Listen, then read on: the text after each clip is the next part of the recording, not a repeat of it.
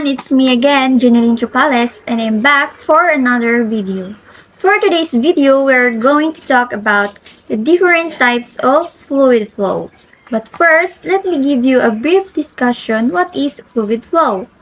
Fluid flow refers to the movement of liquid, gases, or plasmas through a system or space. It is a fundamental concept in physics and engineering that is used to describe the behavior of fluids as they move through different environments, such as pipes, channels, or rivers. Fluid flow is characterized by a number of properties including the velocity and viscosity of the fluid, the pressure and temperature of the fluid, and the turbulence of the flow. These properties determine how the fluid will move through a system and how it will interact with another object in its path. Fluid flow has a wide range of applications from the design of hydraulic systems and aircraft wings to the study of weather patterns and ocean currents. It is an important field of study for scientists and engineers who seek to understand the complex behavior of fluids and how to control and manipulate fluid flows for practical purposes. Now, let's move to the first type of fluid flow. Number 1, we have steady flow of fluid. A steady flow of fluid is a type of fluid flow where the fluid properties like velocity, pressure, density, and temperature at any given point in the fluid do not change with time. This means that the fluid moves in a consistent manner, without any fluctuations or change in its behavior.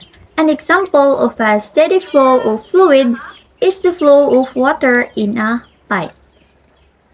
Consider a pipe carrying water from a reservoir to a distribution network, assuming that the pipe has a constant diameter and the water is flowing at a constant rate.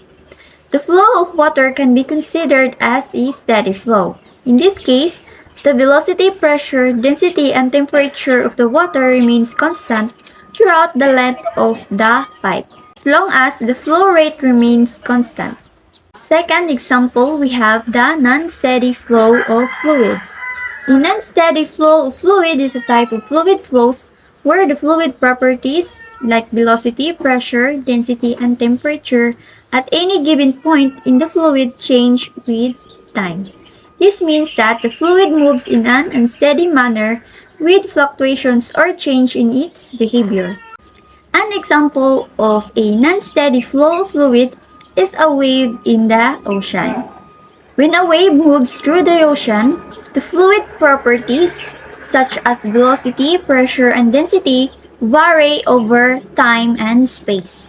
As the wave crest moves forward, the water moves in a circular motion, causing change in pressure and velocity.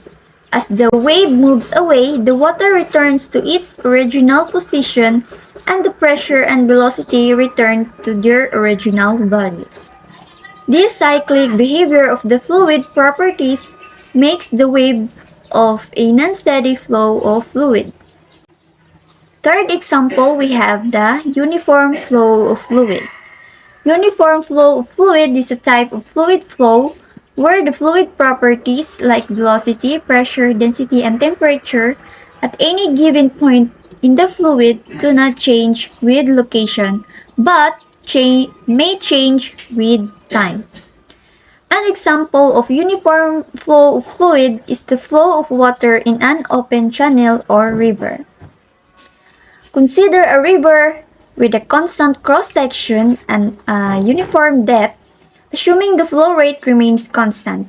The velocity of the water at any given point in the river remains the same. Similarly, the pressure, density, and temperature of the water also remain the same at any given point in the river.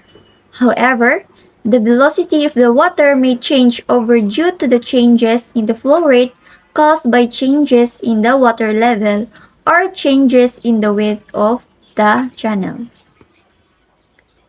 Fourth example is we have the non-uniform flow of fluid. Non-uniform flow of fluid is a type of fluid flow where the fluid properties at any given point in the fluid vary with location.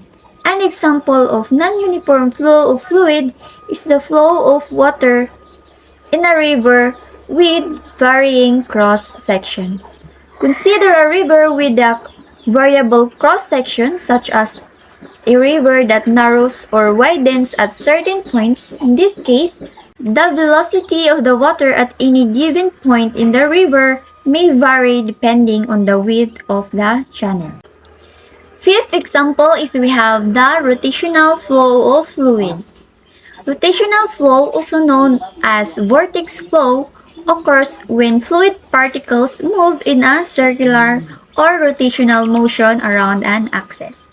An example of rotational flow can be observed in the flow of water down a drain. As the water flows down the drain, it begins to rotate in a vortex motion, creating a whirlpool. The same effect can be observed in a flushing toilet or a bathtub drain. Sixth example is we have the non-rotational flow of fluid. Non-rotational flow, also known as irrotational flow, occurs when fluid particles move without any circular or rotational motion.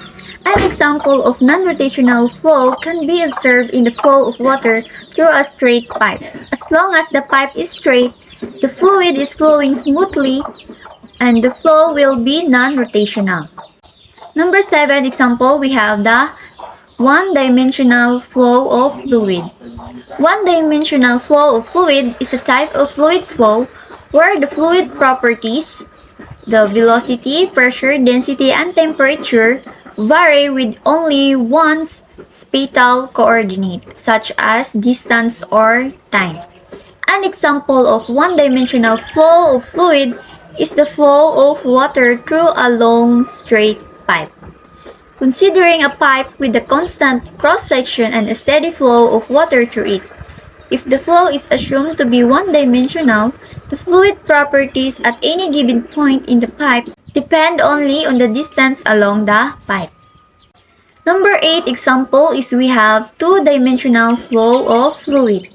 Two-dimensional flow of fluid is a type of fluid flow where the fluid properties like velocity, pressure, density, and temperature vary with two spatial coordinates such as x and y. An example of two-dimensional flow of fluid is the flow of water over a flat plate. Consider a flat plate that is placed perpendicular to the flow of water. As the water flows over the plate, the velocity, pressure, density, and temperature of the water vary in both the x and y directions. The velocity of the water particles at any given point of the plate depends on both the distance from the leading edge of the plate in the x direction and the distance from the surface of the plate in the y direction. And the last example is we have three-dimensional flow of fluid. Three-dimensional flow of fluid is a type of fluid flow where the fluid properties vary with three spatial coordinates such as x, y, and z. An example of three-dimensional flow of fluid is the flow of water in a river or ocean. Consider the flow of water in a river or ocean, which can vary in all three dimensions. We have the x, y, and z.